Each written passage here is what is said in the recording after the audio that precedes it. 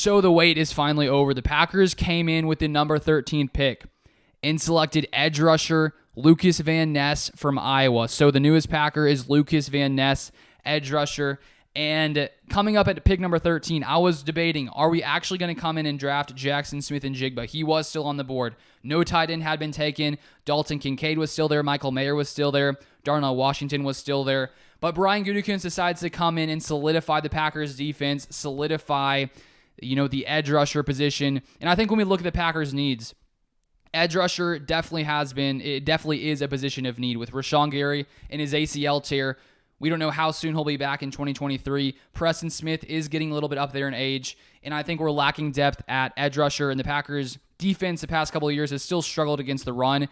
And so to be able to add a guy like Lukas Van Ness is, I think, a good move for this Packers roster. If we look at Lukas Van Ness at Iowa, 6'5", 272 pounds. And if you look at his relative athletic score, which basically measures how athletic you are, he ranks 9.75 out of 10, which is insane. And so they were showing some of his highlights after the Packers selected him. You can see the power he has. You can see the strength he has, the quickness he has.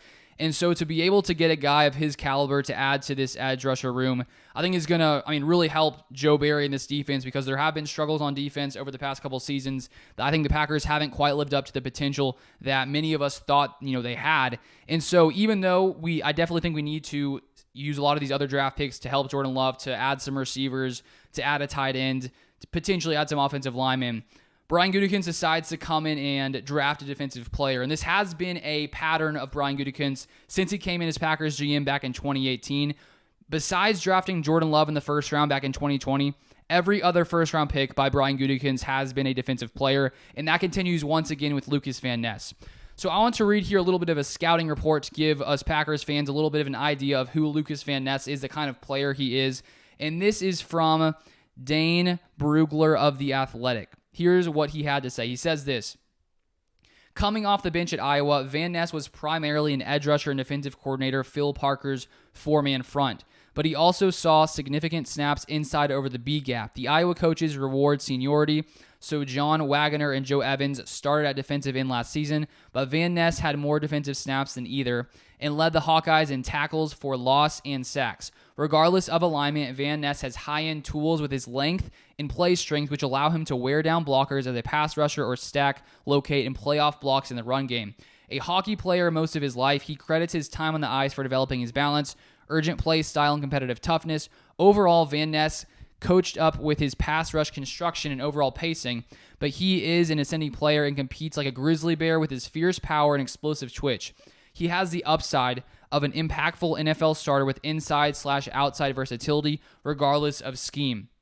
And one thing that I think is really interesting looking at Lukas Van Ness is his versatility, as Brugler mentioned, inside and outside. If you look at his snaps back in 2022, he was pretty close to 50-50 when it came to lining up inside and outside. And so I think when you look at the Packers defense and how we're currently built, the defensive line has struggled at times against the run. The Packers' run defense has never really been spectacular over the past couple seasons with Joe Barry.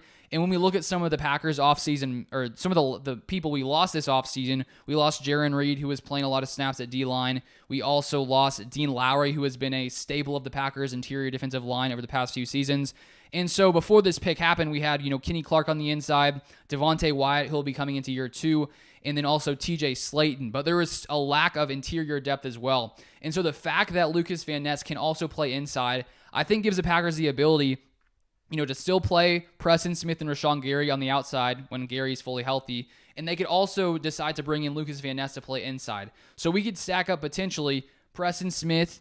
We could put, Devontae Wyatt, Kenny Clark, Lukas Van Ness, and Rashawn Gary. So the fact that he has that versatility gives the Packers a lot of flexibility when it comes to utilizing him along this defensive line. We can also kick him out to edge rusher if, we want to take Rashawn Gary out or Preston Smith out. So I really do like this pick. I think that he has lots of upside. He seems like an incredible athlete.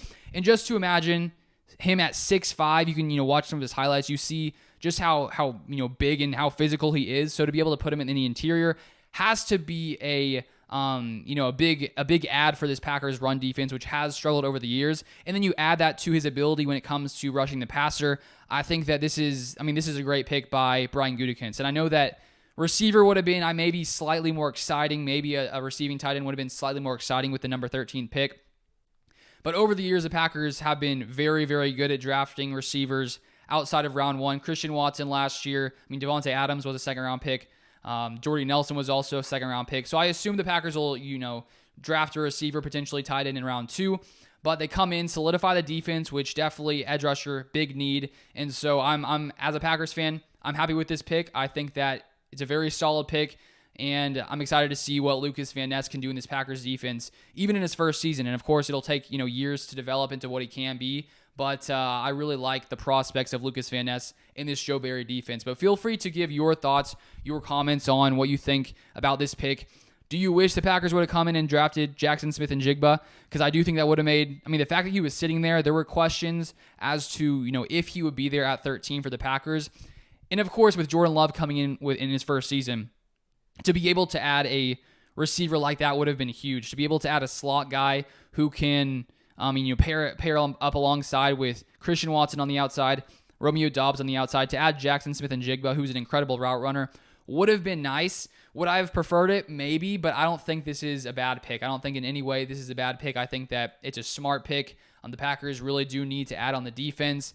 And I assume the Packers will add to the receiver room come day 2 and day 3. I'm guessing they'll add a couple of receivers, at least maybe a couple of tight ends to sort of fill that need as well. And so we'll see how this draft finishes for the Packers, but not a bad start. I like it. And as I said, feel free to subscribe to the channel down below to stay up to date with all Packers news.